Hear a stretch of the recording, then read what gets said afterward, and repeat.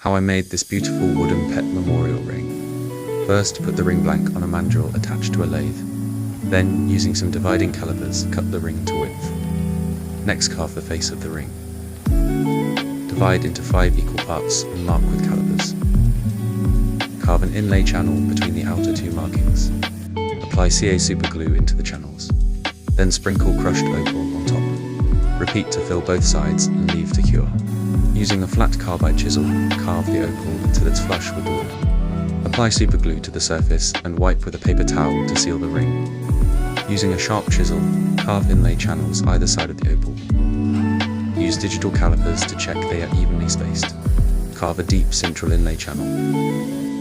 Leave a step for the silver inlays. Apply superglue into the inlay channel. Then, insert one end of the silver wire. Wrap around the ring. Cut and file the end for a perfect fit.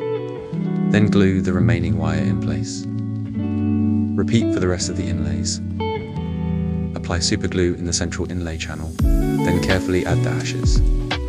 Repeat to almost fill the center. Apply superglue on top.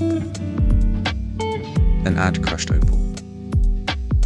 Repeat to cover the center.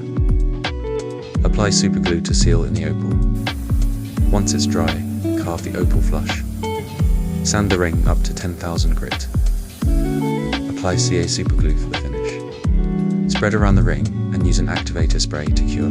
Apply several layers for a more durable ring.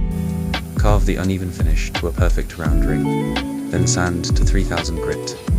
Finally polish with a cotton cloth and polishing compound.